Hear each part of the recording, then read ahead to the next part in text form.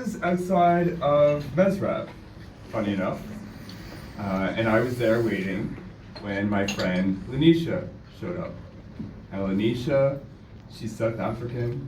She walks with like a bounce in her step, smacks me on the shoulder. She's like, "Hey Phil, what's up?" And I can tell she's in a good mood. So it's clear to me that she hasn't heard the news yet. Heard what news? She asks me. Well, it's about our friend Yob. What about our friend Yob? Well, he was eaten by a polar bear.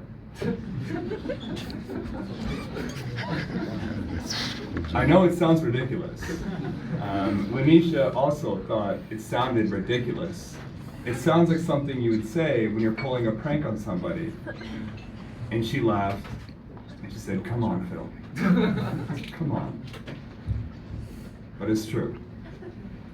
You can Google it when I'm done telling the story. Keywords, Dutch, polar bear, Norway, and you can read all about how a 38-year-old man went to manage a campsite in the north of Norway and then never managed his way home. Which is weird, by the way.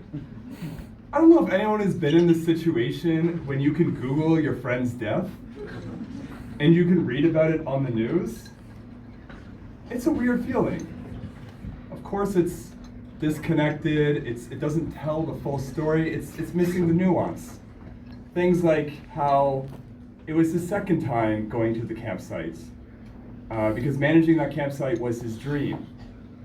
Or, for those of you who might have known him, like he was never fated to die a regular death.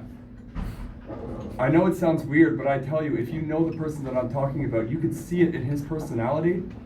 You could see it in his eyes. You could see it in his smile. It was like he knew something that we didn't know. Okay, that sounds a bit weird. I'll give you an example. I know Yob mostly through this game we used to play together. It's called Dungeons and Dragons. Yeah? We've watched Stranger Things. We're caught up.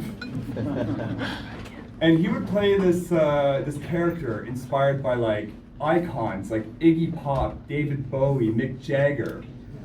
And he wouldn't have to try hard to play this character. It came to him naturally. And I can tell you, it came to him so naturally that I'm convinced that every fantasy adventure needs like a burnt out rock star to make it complete. Just imagine Lord of the Rings if like David Bowie was in the background. It exists. It's called the movie Labyrinth, by the way. Shout out to David Bowie.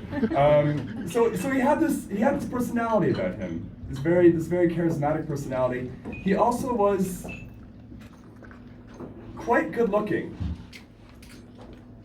More true for my ex, who would invite him to our parties and insist that the two of them go out for a drink sometime, not necessarily including me.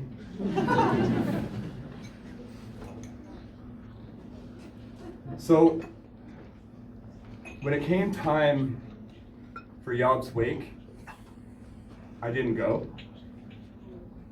I felt maybe at the time I just wasn't ready to face my ex, who I knew was going to be there. And so I laid in bed and I asked myself, how well did I know this guy? Did I know him well enough to go with his friends and his family to his wake?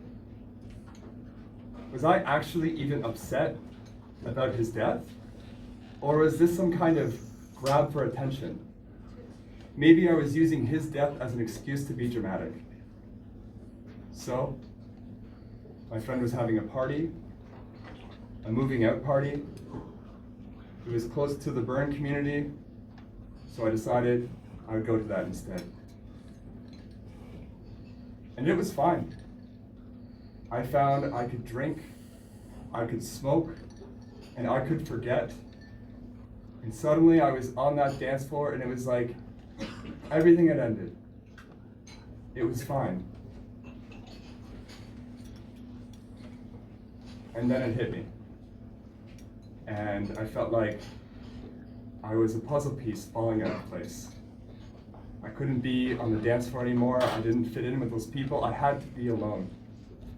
So I found a bench outside and I began texting my brother in Canada.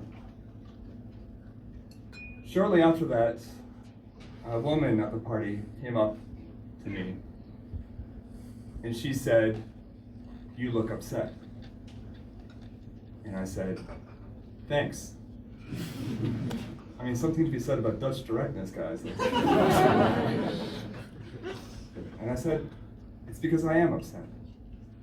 And she said, "Why are you upset?" And I said, "It's about my friend Yob." And she said, "What about your friend Yob?"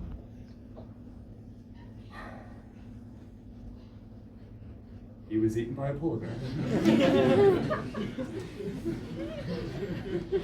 She actually didn't laugh when she heard this. She looked at me directly and she said, "You're going to find that the older you get, the more comfortable with death you'll become."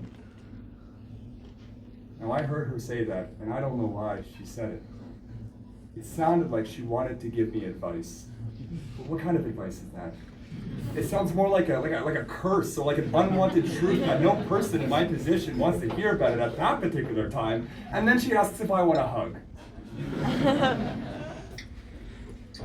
And I said, okay. And the one thing I remember about this woman is she was a very tight hugger, a very enthusiastic hugger. She hugged me with one of these.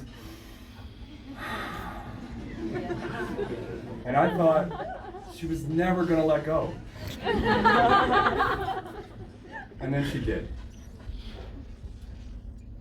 And funny enough, I felt like maybe I could ask her to hug me again, but she didn't. She wished me a good night, and she left me alone on the bench. It was at that moment that whatever I had tried to drink and smoke away wasn't going to go away. And I became aware of myself. I became aware of my surroundings. I looked out around me. I saw a bunch of strangers trying to have a good time. So what the fuck was I doing there? And I decided at that point, it was time to go home. When I think about what actually happened when Yob died, it came to me like the sound of a mirror breaking. That's the only way I can describe it. Something switched in me. So maybe it's kind of true what this lady was trying to tell me. Maybe things are going to happen in my life over and over again that I'm just not emotionally equipped to deal with. People around me are going to die. So what does it matter? What does it matter how comfortable, how happy, how secure I feel when at the end of every cycle is always the same thing? Devastation, despair. These are facts of life. But you don't have to do it alone. Shortly after this party, I reached out to a friend. And I knew that he knew Yob very closely, that he had been a close colleague to Yob. And he played Dungeons and Dragons with us as well. He was our dungeon master, actually. And I called him out for a coffee. And he sat me down. He told me about the funeral. We shared some laughs. We shared some memories. And I found at that moment that I genuinely started to miss him. But I wasn't sad. I was grateful. Grateful that I could feel something so powerful for somebody who is genuinely so special. I cannot stress that point any farther. This man with his punk rock sensibilities, was changing the lives of the people around him. This man with these eyes and this smile that held a secret for those who were willing to listen. His message, hey man, relax. Everything is going to be okay.